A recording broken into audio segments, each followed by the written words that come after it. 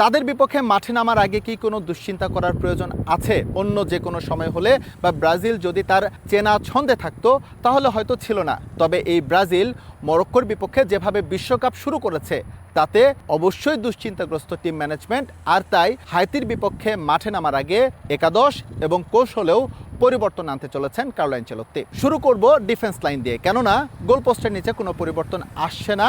সেখানে অভিজ্ঞ লিসন বেকারের উপরই আস্থা রাখতে চলেছে টিম ম্যানেজমেন্ট। তবে ডিফেন্স লাইনে একটি পরিবর্তন আসছে।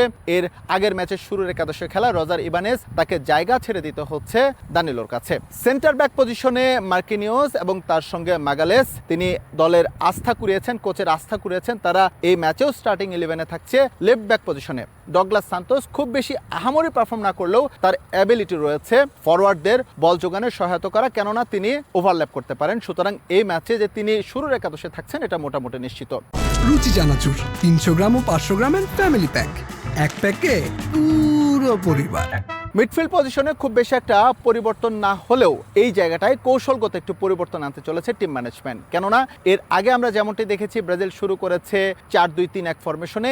এবারে হাইতির বিপক্ষে তারা শুরু করতে পারে 4-4-2 ফরমেশনে, যদিও ম্যাচের পরিস্থিতি অনুযায়ী কৌশল বদলে ফেলতে পারেন আনচেলত্তি। যেহেতু 4-4-2 ফরমেশনে খেলার একটা আভাস মিলেছে, সেক্ষেত্রে ক্যাসেমিরো এবং গিমারেসকে কেন্দ্র করে কিন্তু ব্রাজিলের মধ্য মাঠের যে নিয়ন্ত্রণ সেই পরিকল্পনা করছে টিম ম্যানেজমেন্ট। তবে উইং পজিশনে একটু পরিবর্তন আসতে চলেছে। আমরা বার্সেলোনাতে বা এর আগের ম্যাচেও যদি দেখে থাকি রাফিনিয়া সাধারণত রাইট উইংয়ে খেলে থাকেন, কিন্তু এবার তাকে পাঠানো হচ্ছে লেফট উইংয়ে, আর লেফট উইং থেকে লুকাস পাকেতাকে খেলানো হচ্ছে রাইট উইংয়ে। নিশ্চয়ই টিম ম্যানেজমেন্ট এর আগের যে অনুশীলন ছিল অনুশীলনগুলা টেস্ট করে বা তাদের ঝালিয়ে নিয়ে এই কৌশলে যেতে চান।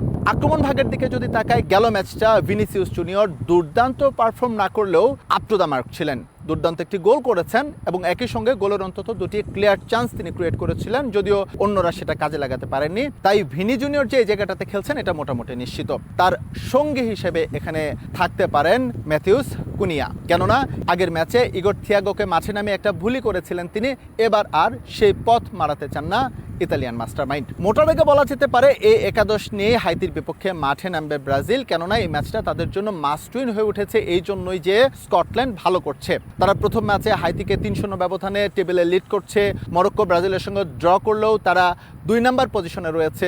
সুতরাং ব্রাজিলকে যদি নকআউট পর্বের সমীকরণে টিকে থাকতে হয় তাহলে অবশ্যই এই ম্যাচে পয়েন্ট হারানো চলবে না, এবং সেটা যথেষ্ট গুরুত্ব দিয়েই এই ম্যাচে মাঠে নামতে যাচ্ছে।